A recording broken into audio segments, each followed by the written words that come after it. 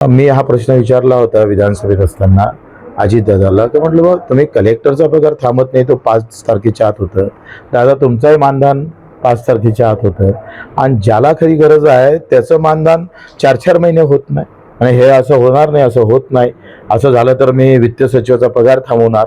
दादानं दादागिरी तर दाखवली सभागृहात, पण ते सगळी फुसकी निघाली आणि ना 5 तारखेच्या आत पगार भेटला निराधार लोकांना, ना त्या वित्त सचिवाचा पगार थांबला. रंगबाजी कुठे करावे दादाला अजून समजलं नाही. तुम्ही शेतकऱ्यांच्या प्रश्नासंदर्भामध्ये दौरा करतायत, कोणते मूलभूत समस्या घेऊन शेतकऱ्यांचे तुम्ही? मराठवाडा हळदीमुळे ह्या पिकामुळे सुद्धा फार प्रसिद्ध होत आहे. हळद, कापूस, सोयाबीन आणि तूर आणि काही भागात थोडासा ऊस. हे आपण जर परभणी, हिंगोली आणि थोडं नांदेडमध्ये घुसलो तर आता हे सगळे पिकं संकटात आहे. हिमालय प्रदेश जो आहे तो अतिशय लहान प्रदेशानं MSP स्वतःचा लागू केला आणि हळदीला 9,000 रुपये क्विंटलचे भाव जाहीर केले. म्हणजे देशातलं हे पहिलं राज्य आहे तिथल्या हळद उत्पादक शेतकऱ्यासाठी राज्याचा स्वतंत्र MSP. म्हणजे हमीभाव हा केंद्राचा कायदा आहे, पण तो राज्यानंच निर्माण केला आणि 9,000 रुपये क्विंटल हळदीला पैसे देण्याचं कबूल केलं आणि ते आता देत आहे, खरेदी करत आहे. आमची हळद कधी 5,000वर जातं, कधी 7,000वर जातं आणि तिथे शेतकरी मरतं. या हळदी बाबतीत सांगतोय. मध्य प्रदेशानं हळदीसाठी 50,000 रुपये ठेवले आणि नंतर मध्य प्रदेश नंतर बिहारनं एका एकरामागं 22,000 रुपये अनुदान देणं कबूल केलं.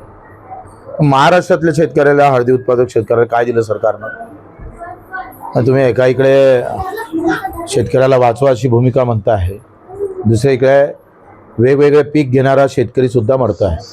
आज 11% आयात शुल्क कपाशीचे शून्य केलं, त्याच्यामुळे 27 लाख टन गाठी पहिलेच आयात झाल्या होत्या. आता अधिक 100-150 टन गाठी पुन्हा डिसेंबरपर्यंत मुदत वाढवल्यामुळं अधिक अमेरिकेतला आणि इतर विदेशातला कापूस ताकदीनं मोठ्या संख्येनं आमच्या इकडे येणार आहे.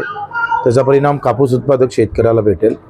कापसाला 6,000-7,000च्या आत भाव भेटेल अशी एक मार्केटची व्यवस्था आत्ताच निर्माण झाली आहे. 3400 रुपये सोयाबीनचे भाव आज आहे. अजून सोयाबीन 15-20 दिवसांना निघत तेव्हा सोयाबीन 3,000च्या वरती जाणार नाही, ही वस्तुस्थिती आहे. चौफेर मारणं सुरू आहे. तुरीचे भाव आफ्रिकेमध्ये 5,000 आहे, तिकडे 11-12 हजार असले म्हणजे मग आपण 8-9 हजार भेटतं. म्हणजे तुम्ही मला एक प्रश्न विचारला पाहिजे मुख्यमंत्र्याला, का तुम्ही हमी भावात किती खरेदी करणार आहे शेतकऱ्याची? तूर किती खरेदी करणार आहे? सोयाबीन किती खरेदी करणार आहे? पंजाबच्या शेतकऱ्याचं APMC मध्ये बरं 90% हमी भावात खरेदी होतं, 90% माल. आणि आमचा महाराष्ट्र फक्त 20% माल सुद्धा खरेदी करत नाही हमी भावानं. आणि या सगळ्या व्यवस्था त्याच्यासमोर आम्ही मांडतोय. आज अमेरिकेतला कापूस, विदेशातल्या कापसाला आम्ही भारत सरकारनं 17,000 रुपये पर क्विंटल मोजून आम्ही तो कापूस खरेदी केला आणि माझ्या शेतकऱ्याचा भारत सरकार 7 ते 8 हजार सुद्धा भाव खरेदी करून कापूस खरेदी करत नाही. ही मोठी अन्यायाची आणि लुटीची हे सूत्र आहे. काँग्रेसमध्ये तेच होतं आणि BJPच्या सरकारमध्ये तेच आहे. तुम्हाला इथून माहीत असेल का, यवतमाळले मोदीजी आले होते दाबडीला, तिथं त्यांनी सांगितलं कपास का सूत होगा, सूत का कापड़ होगा, कापड़ का गारमेंट करेंगे और हम विदेश में कपास का गारमेंट भेज देंगे. का आमचा कापड तर पाठवलाच नाही, उलट कापूस अंगावर बसवलं आहे. पुरा एकतर नैसर्गिक आपत्तीनं मेलं आहे. अर्ध उत्पन्न तिथं घटलं, अर्ध भावात मेला. 3400 रुपयात सोयाबीन परवडते का सांगा? 8,000 कापूस परवडत नाही. 11,000 क्विंटलची शिफारस केली राज्य सरकारनं आणि मोदीजीच्या सरकारनं 8,110 रुपये जाहीर केले. ही हक्काची लढाई आहे आणि ही अर्थभेदाची लढाई आहे. सध्या देशामध्ये आणि राज्यामध्ये जातीय भेदाची लढाई मोठी होते आणि मी मुद्दामून आवाहन करतोय का या सगळ्या OBC, मराठा, दलित, हिंदू, मुस्लिम, आदिवासी यामध्ये माझा शेतकरी आहे. तो OBC आहे, मराठाही आहे, दलितही आहे, हिंदूही आहे, मुसलमानही आहे. त्या शेतकऱ्याचं वाटोळं या जातीच्या राजकारणात किती अधिक जास्त होईल हे सांगता येत नाही. मूळ गोष्टीकडे अधिक दुर्लक्षित करून शेतकऱ्याच्या छातीवर सुरा चालू नये एवढीच अपेक्षा सरकारकडून आहे. तर आम्ही 600 सभा घेतो आहे. 7 दिवस उपोषण झालं, 8 दिवस पैदल चाललो आणि 19, 20, 21 दिवाळीचे 3 दिवस गाडगेबाबाच्या गावात मी आमरण उपोषण करणार आहे 3 दिवसाचं. आणि 28 ऑक्टोंबरला आम्ही बुट्टेबुरी म्हणजे नागपूरच्या तिथे आम्ही महामेळावा, महाअधिवेशन, शेतकरी, शेतमजूर हक्क परिषद आम्ही तिथं घेतो आहे, महाहक्क परिषद. आणि तिथून पुढच्या आंदोलनाची दिशा ठरणार आहे. हो, बावनकुळे त्याच्यामध्ये 1000 आता दिव्यांगांचा पगार वाढवला. घरकुलाला जे 1.25 लाख देत होते त्याच्यात आता 2 लाख त्यांनी त्याचाही शासन निर्णय काढला. या 2 गोष्टी थोड्याफार आमच्या समाधान करणाऱ्या असल्या तरी पूर्ण समाधान.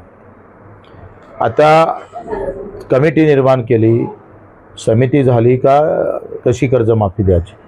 मला एक देवेंद्रजीला विचारायचं आहे का तुम्ही कर्ज निवडणुकीच्या अगोदर 7/12 कोरा कोरा म्हणत होते, आता तुम्ही म्हणता दुष्काळ पडला काय, दुष्काळ पडल्यावर कोरा देऊ, 5 वर्षात मग दुष्काळ पडला तर मग काय करायचं.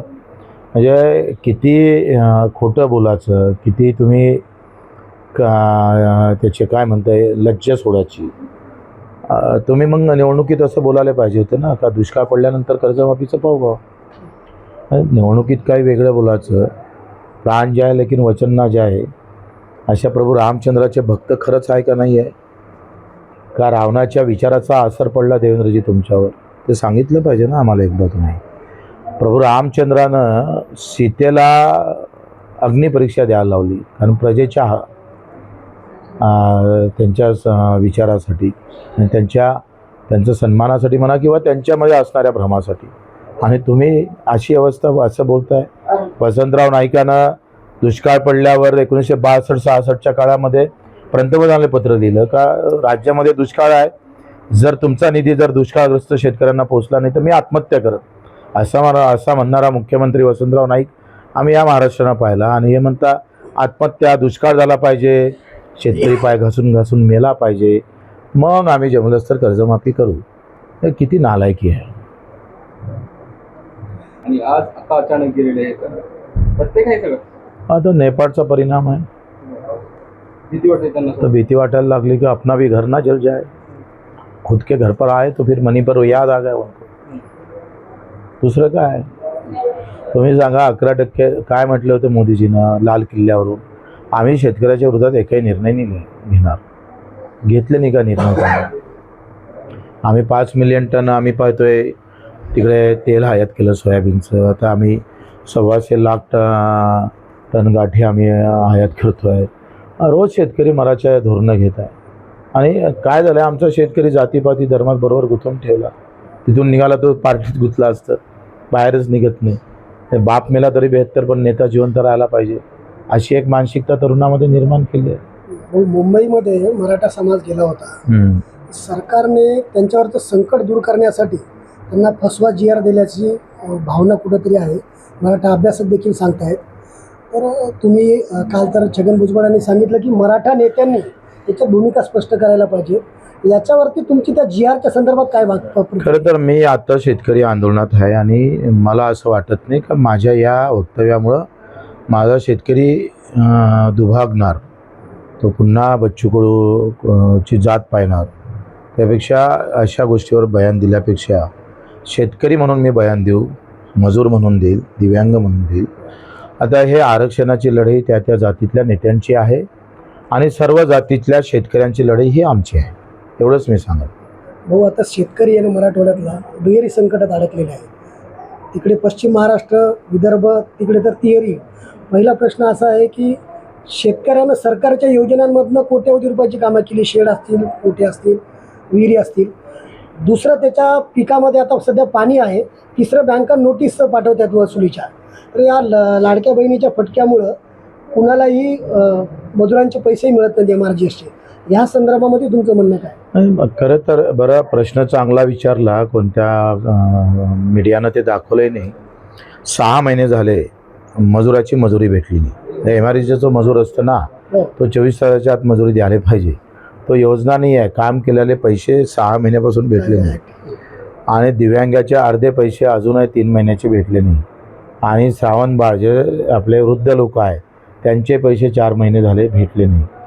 आणि मी हा प्रश्न विचारला होता विधानसभेत असताना अजितदादाला, की म्हटलं बा तुम्ही कलेक्टरचा पगार थांबत नाही, तो 5 तारखेच्या आत होतं.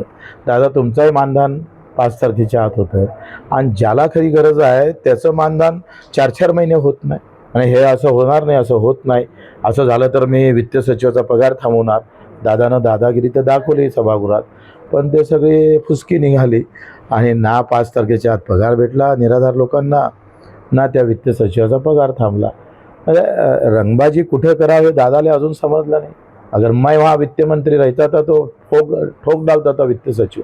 आता तुमचं दादांना म्हणणं काय? दादागिरी इथं दाखवली पाहिजे ना. त्या रेतीच्यासाठी तुम्ही दादागिरी दाखवली तर दिव्यांगासाठी दाखवा ना. अजूनही 6-6 महिने पगार नाही आहे. मुरमाच्या ह्याच्यात तुम्ही दादागिरी दाखवता, इथं कुठे गेली? इथं दादागिरी दाखवत नाही. गरिबांसाठी तुमची दादागिरी जाते कुठं? घरकुलाचे पैसे भेटले नाही अजूनही. गोरगरिबाचे पैसे सगळे लेट भेटतं आणि आमचे सगळ्यांचे पगार बरोबर राईट टाईम टू टाईम होत आहे. ही काय व्यवस्था आहे देशामध्ये? गेले रामराज्य म्हणायचं, शिवाजी महाराजचा पुतळा लावायचा आणि तलवार लगेच त्या शेतकऱ्यावर चालवायची, अशी जी अवलाद आहे ना ती मार घातक आहे देशासाठी. पीक विम्यामध्ये मोठ्या प्रमाणात बदल केले आहेत. शेतकऱ्यांना जे सातत्यानं नुकसान होतं त्यामध्ये क्लेम करता यायचं, परंतु आता उत्पादनावर आधारित क्लेम मिळणार आहे आणि सरकार काही नुकसान भरपाई पटकन देत नाही. काढूच नाही, असा विमा काढू नये. आणि गुजरातमध्ये तर ह्या कंपन्या फिरकत पण नाही. एकाही इन्शुरन्स कंपन्या पीक विमा गुजरातमध्ये कुठेही कोणताही शेतकरी काढत नाही. ते फसवे आहे. सरळ सरळ कंपनीचं व्यवस्थित काय होतं आहे का, या देशामध्ये करप्शन करण्याची ओढ लागली आहे, एक स्पर्धा लागलेली आहे. त्याच्यानं तुम्ही पहा आता सगळं केंद्रीयकरण झालं. म्हणजे तुमच्या चादरी जरी विकत घ्यायच्या होत्या तर पहिले जिल्हा रुग्णालय त्यांच्या स्तरावरून घ्यायचे, आता ते राज्य स्तरावरून घेतं. चादरीतही मग कमिशन भेटलं पाहिजे. सगळं म्हणजे औषधीपासून सगळ्या मंत्र्यांना घातलं की भाई वो जिले पर तुम बेचेंगे तो हमको क्या मिलेगा, तो फिर इकट्ठा होके बेचो. सगळे आका आहे. सगळे मंत्री, अर्धे अधिक मंत्री आका आहे त्या खात्याचे. ते फक्त पैसे कमवालेच ते मंत्रीपद घेतात, दुसरं काही नाही. सगळ्यांचे आका कोण आहेत? तेच आपले देवेंद्रजी, ते मोठे आका. मंत्री बारक्या मंत्री बारके आका. काय रेतीवर हे होतं, सगळ्या रेत्या कोणाच्या चालू आहे तुम्ही पहा ना. कुणाचे आहेत? ज्याची सत्ता असतं त्याच्याच कार्यकर्त्याची चालू असतं. म्हणजे दुसरी काय ताकद आहे का कोणाची? हो, एक शेवटचा प्रश्न आहे. तुम्हाला या 3-4 महिन्यामध्ये शेतकऱ्यांसाठी मोठे आंदोलन करावं लागले, म्हणजे उपोषण आंदोलन तुम्ही नेहमी करताच. तर हे सरकार इतकं म्हणजे निवडणुकीनंतर लगेच आश्वासनं फसवे निघाले त्यांचे, तर तुमच्या आयुष्यातली सगळ्यात मोठी चूक गुवाहाटीला गेल्याची असं वाटत नाही? कसं आहे, छत्रपतींनी शहाजीराजांनी आदिलशाची मदत घेऊन निजामशाही मोडीत काढली होती. आणि एक वेळ अशी आली होती का निजामशाही आणि आदिलशाही एकत्रित करून मोगलशाही मोडीत काढायची होती, पण तिथं तो प्रयत्न शहाजीराजांचा फसला. मग याचा अर्थ तत्त्व सोडल्याचं तर राजकारणामध्ये आम्ही कशासाठी गेलो? मंत्रिपदासाठी गेलो का? नाही. आम्ही गेलो दिव्यांग मंत्रालय भेटते म्हणून. मग माझ्या बदनामीमुळं किंवा माझ्या एका निर्णयामुळं, ज्याला पाय नाही, हात नाही, डोळे नाही, त्याचं स्वतंत्र मंत्रालय जगाच्या पाठीवर पहिलं जर महाराष्ट्रात उभं राहत असेल आणि मी जात असेल तर वाईट काय? हा प्रश्न जसं ते म्हणतं ना, गरिबाची पोरगी पळून गेली का ते पळून गेली आणि श्रीमंताची गेली का तिचं लव्ह मॅरेज होतं, असा तुमचा प्रश्न आहे. हा प्रश्न तुम्ही अजितदादाला विचारत नाही, उद्धव साहेबाला विचारत नाही, हा प्रश्न फडणवीसला विचारत नाही, शिंदे. आम्ही बरे गरीब, आमची पोरगी पळाली तर तुम्ही म्हणता तुमची पोरगी पळाली. नाग्याची पोरगी पळाली. दिव्यांग मंत्रालय तर झालंच भाऊ, त्याचं कौतुकच आहे, त्यात विषय नाही. पण बाकीचं आश्वासनं तुमची पूर्ण केली नाहीत भाऊ. नाही, माझं तेवढंच होतं, एकच बोललो होतो मी तुम्हाला. आता मी काय बोललो तुम्हाला कसं काय माहीत? कसं आहे हे तुम्ही लक्षात घेतलं पाहिजे का. हे प्रश्न तुम्ही कधी उद्धव साहेबाला विचारलं काय का बाळासाहेबांना काँग्रेसच्या विरोध आयुष्यभर केला, मग तुम्ही काँग्रेससोबत युती करून मुख्यमंत्री कसे झाले? हे विचारण्याचं धाडस नाही आहे. आम्ही बरे आहे गरीब, वारंवार तेच प्रश्न घासून का हो नाम्या तुझी पोरगी पाहिली होती, नाम्या पोरगी पाहिली होती.